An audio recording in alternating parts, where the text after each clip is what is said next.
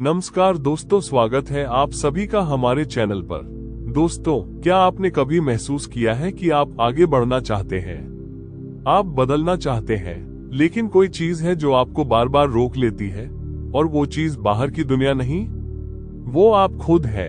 आज हम बात करने वाले हैं एक बेहद पावरफुल किताब के बारे में, द माउंटेन इज यू, जिसे लिखा है ब्रियाना वीस्ट ने।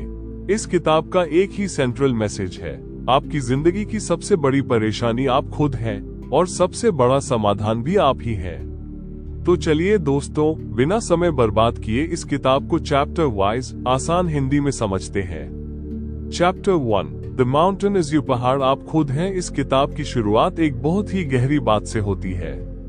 लेखिका कहती है, जब भी हमारी जिंदगी में कोई बड़ी प्रॉब्लम आती है तो हम उसे पहाड़ मान लेते हैं, लेकिन सच ये है कि वो पहाड़ हमारी बाहरी परिस्थितियां नहीं होती, वो पहाड़ हमारी सोच, डर, आदतें और पुराने पैटर्न होते हैं। मतलब हम सफलता चाहते हैं लेकिन डर हमें रोकता है, हम खुश रहना चाहते हैं लेकिन पुरानी आदतें हमें वापस खींच लेती हैं, हम आगे बढ़ना चाहते हैं लेकिन कंफर्ट जोन हमें पकड़ लेता है, यानी पहाड़ हम खुद हैं। जब तक हम खुद को नहीं समझेंगे तब तक कोई मोटिवेशन, कोई किताब, कोई इंसान हमें जिंदगी में आगे नहीं ले जा सकता।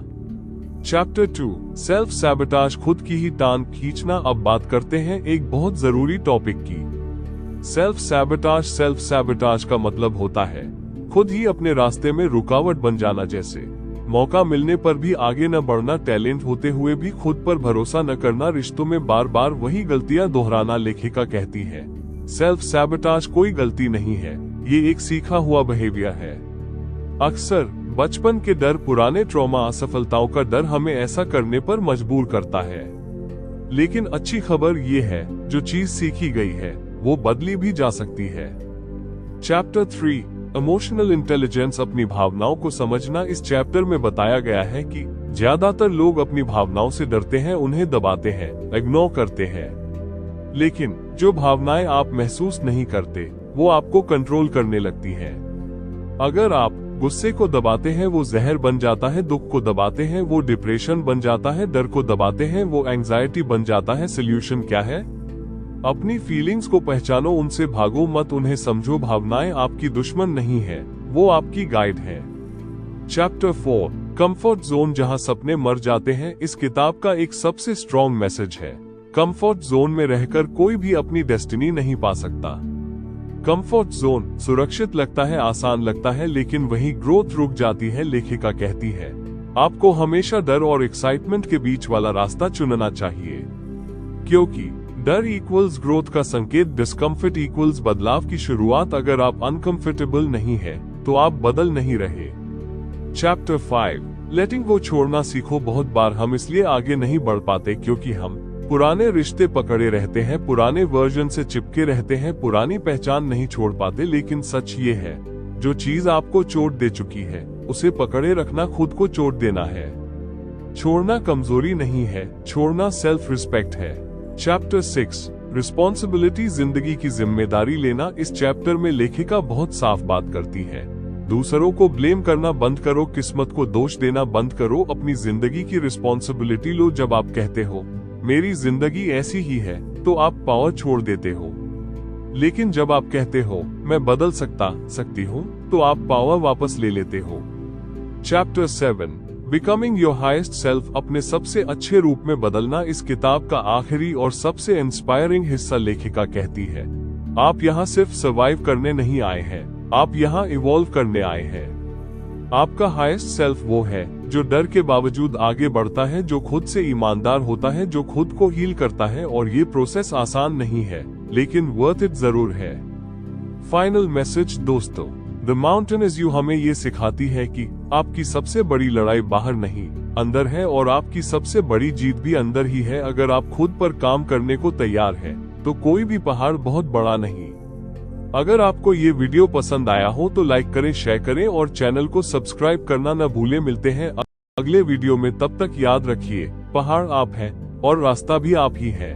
आपकी जिंदगी में जो भी बार बार गलत हो रहा है वो किसी और की वजह से नहीं, बल्कि आपके अपने सबकॉन्शियस पैटर्न्स की वजह से है। 1, सेल्फ सैबोटाज क्या है?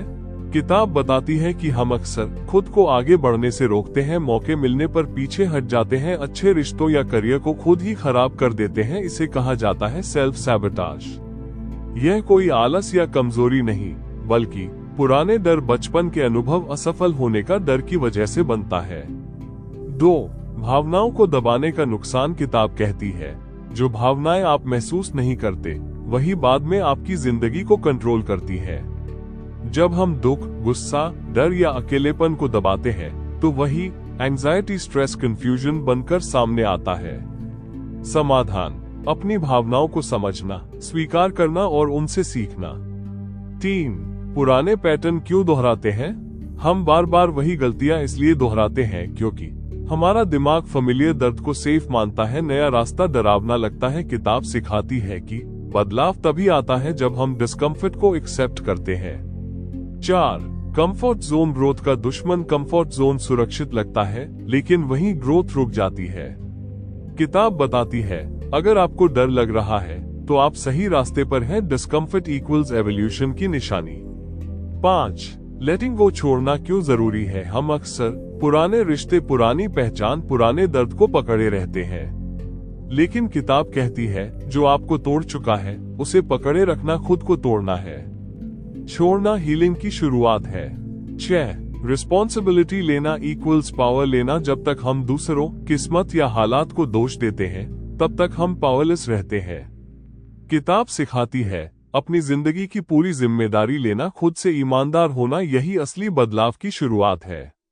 7. हीलिंग और हाईएस्ट सेल्फ। किताब का अंत इस मैसेज के साथ होता है आप यहाँ सिर्फ सर्वाइव करने नहीं आए हैं, आप यहाँ हील और ग्रो करने आए हैं।